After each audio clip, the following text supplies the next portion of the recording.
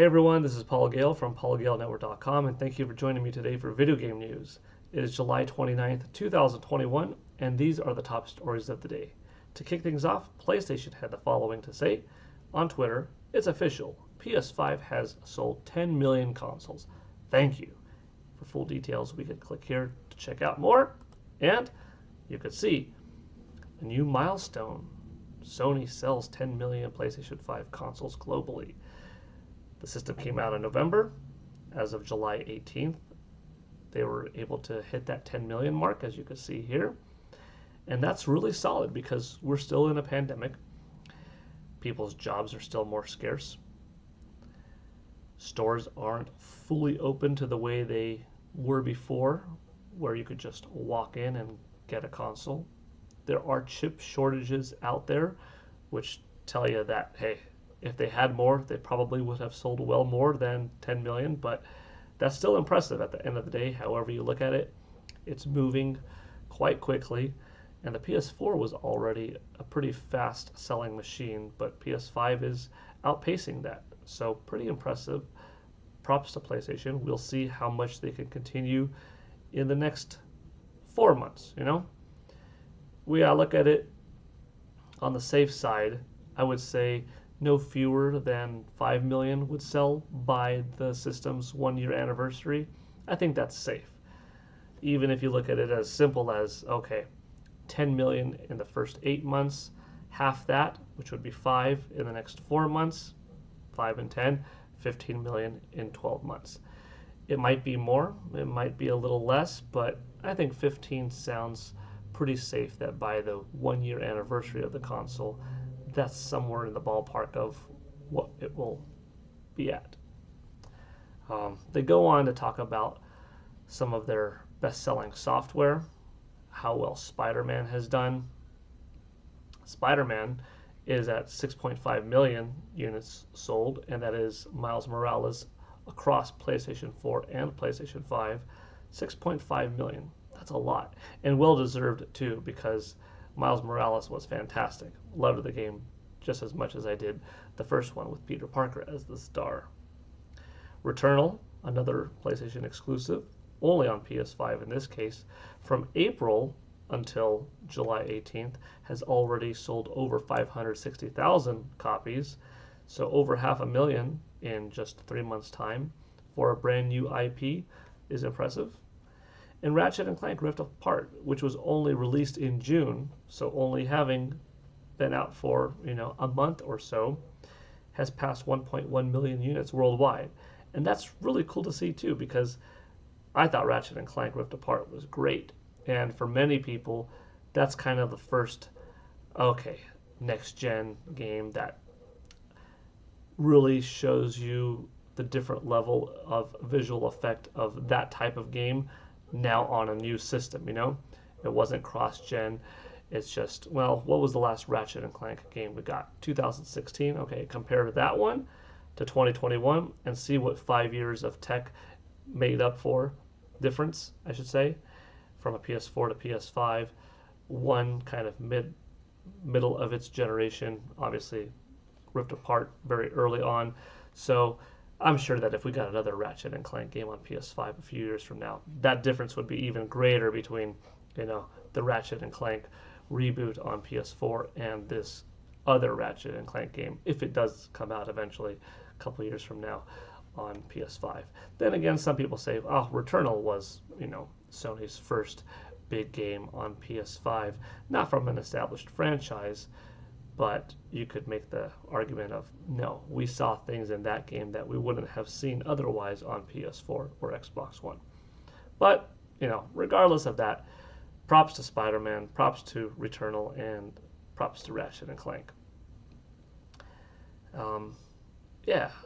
It's going to take some time to see how well Sony can do throughout the rest of 2021 and going into 2022. There's obviously a lot of competition on the market. This isn't like the PlayStation 2, GameCube, Xbox era where PS2 absolutely dominated the industry. 156 million consoles sold worldwide compared to like 24 million Xbox, 23 million GameCube. I mean, that is domination. Now we're at a very different point. We have Nintendo Switch at 90 million. PlayStation 5 and Xbox Series X brand of platforms, they're at 10 million, and although we don't have the Xbox numbers, I imagine that they are probably within that 6 million range.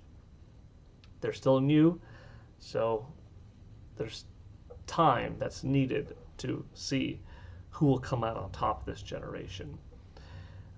But if you look at the past gen, aside from Wii U, you looked at Nintendo's 3DS being a high-selling, 75 million plus system. You look at PS4 being a very solid 115 million selling system. Don't know the quite Xbox One numbers, but 50 million plus, still very solid. You take away Wii U's 14, you take away Vita's 13, and you just look at what made up most of 8th gen, very good numbers. I think that's where the market is heading. I think we're going to get some positive sales from Nintendo with their Switch, with their Nintendo Switch OLED coming out, with PS5, with Xbox Series brand of consoles, and the Steam Deck as well. I think that's going to have its own spot in the market that's not going to take over any of the other systems. It's not going to make people completely flip on the Switch, but it's going to have its own designated healthy fan base, and I think it's going to continue growing. I don't know if it's going to be a 50 million seller. I highly doubt it, but I don't think it's just going to, sell a few 100,000 and then just die. I think it's here to stay, and if it does well, if it's selling several million and they're able to make enough and last and have a new model come out kind of like Nintendo's with a Switch, and have a better screen eventually, have a better battery pack eventually, the Steam Deck could become, a 20 million selling system, and that could be a brand new thing that Valve does every few years. And now we've got 4 pillars in the market. Wouldn't that be crazy? Plus, there's the Intellivision Amico, and that serves its own very different base, but I think that has the potential to be healthy. I don't think there's any one company that's going to absolutely dominate. If you look right now, 9th gen, Nintendo at 90 million and PlayStation at 10. Obviously, that looks like pure domination, but it's too early to tell yet. What you really have to look at is the month by month by month, who's eating up the pie? Is it fairly split? Is somebody at 80% and the other two make up the last 20? No.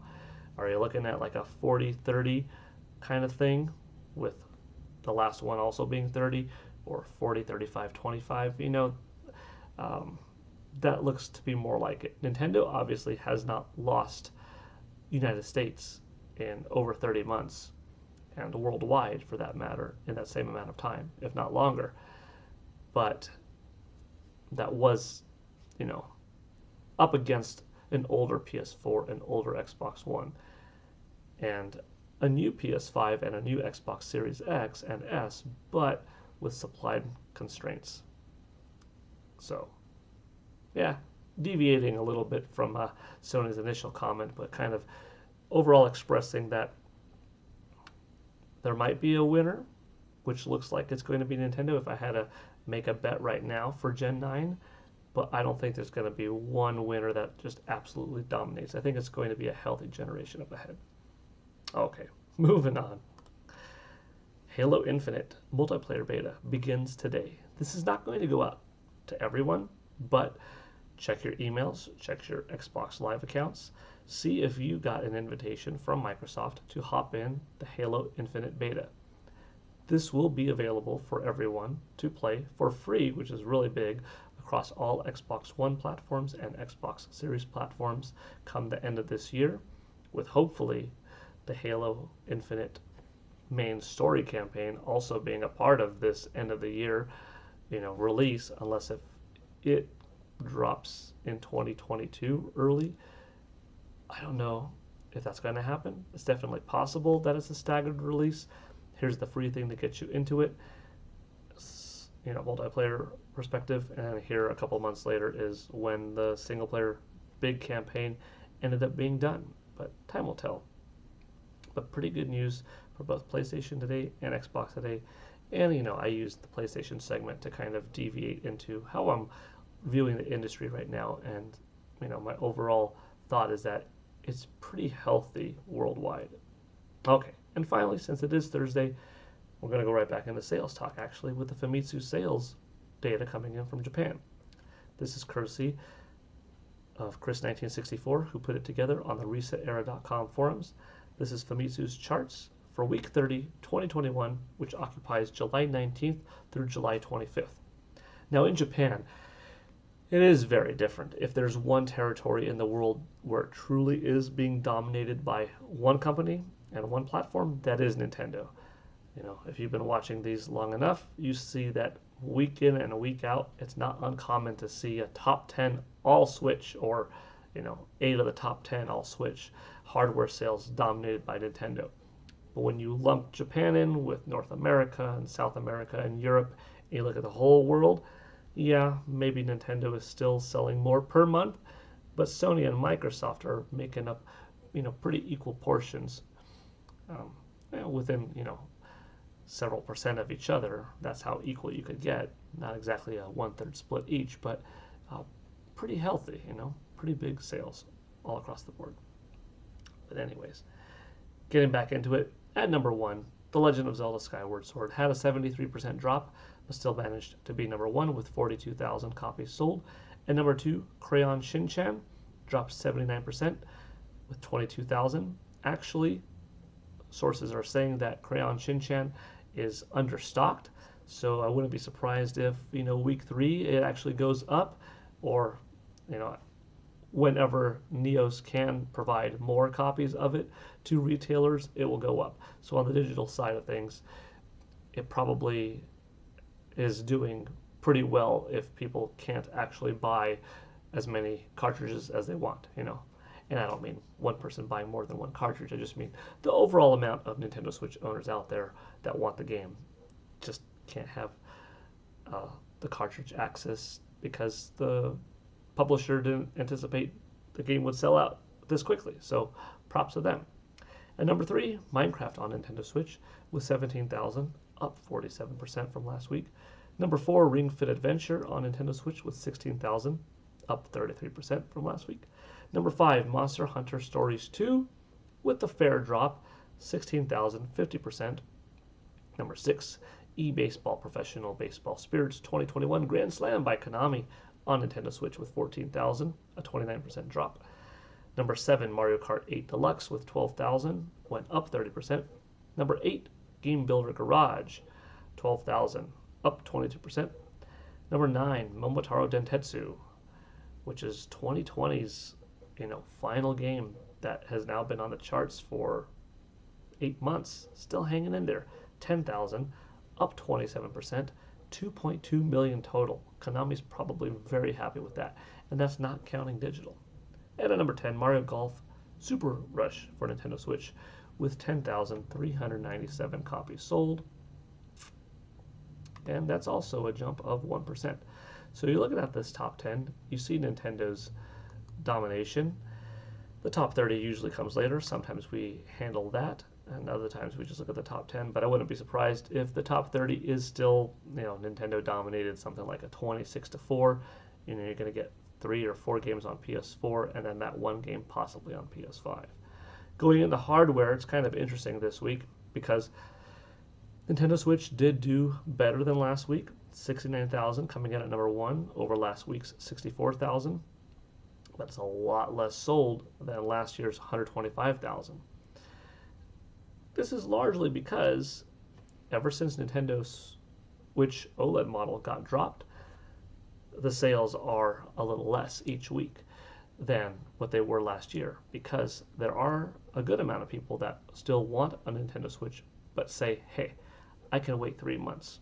Oh, now it's 2 months away? I could wait 2 months.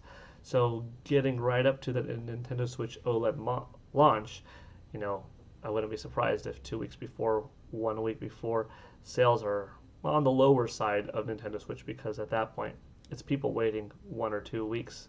That's like nothing just to get the new OLED model. Unless that Nintendo does a mini price drop or something like that temporarily right before the OLED model comes out of the original Nintendo Switch. We'll see. But the gap is starting to be smaller between 2021 and 2020. You know, we used to have a healthy 330,000 over 2020 for this respective time in the year. And at this point, you're looking at 2021, we're at 3,289,000. Last year was at 3,054,000. So we're still 234,000 ahead, but we were at like 330. It's going to be a few more weeks and it's going to get closer and closer. But then, you know, you're going to start to have Metroid Dread, which will do better in Japan, I think, than past Metroid games. You're going to have the Nintendo Switch OLED model. You're going to get Shin Megami Tensei 5, No More Heroes 3, Pokemon Diamond and Pearl remakes. That's a healthy lineup of games that are coming out in the last few months of this year that I think will still leave 2021 on top of 2020. PlayStation 5 had a solid boost this week with 18,000 compared to 10,000 the previous week. They're at 662,000 year to date.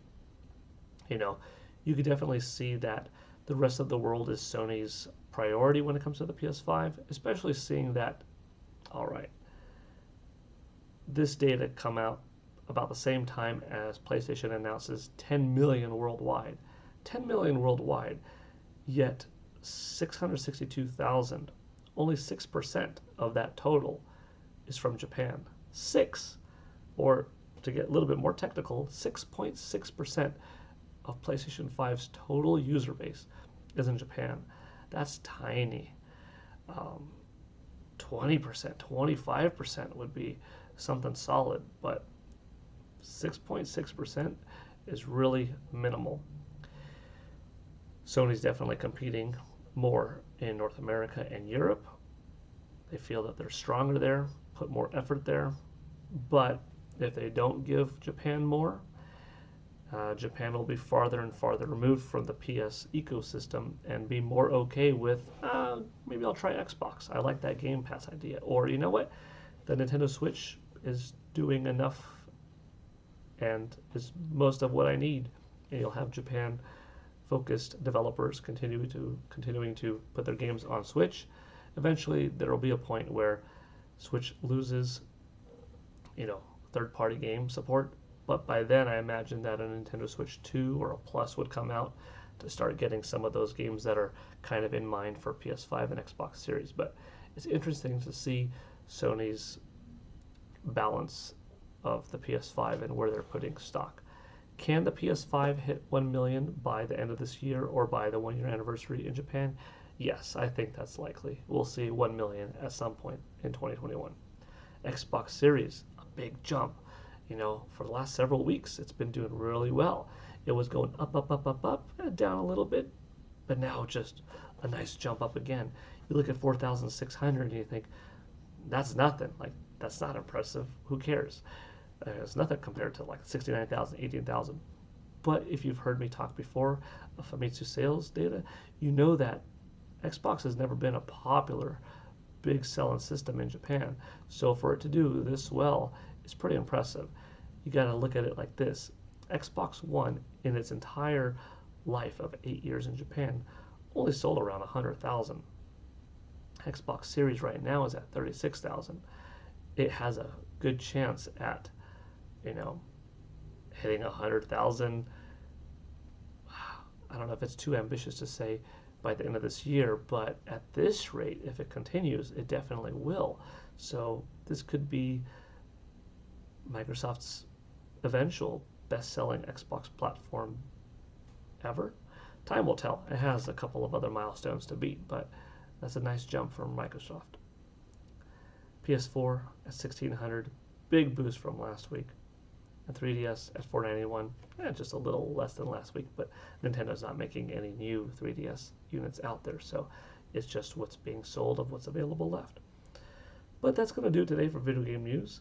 You know, it's not that big of a day in terms of news. Summer tends to be a little bit on the more quiet side. We still get some good games. We still get some new stories. E3 really is that major push of summer that kind of lasts you talking about it, looking forward to new things for the next couple of months. But like those big news hitting days, they don't happen as often. We still get a Nintendo Switch OLED model drop though. We still get a Steam Deck drop, here.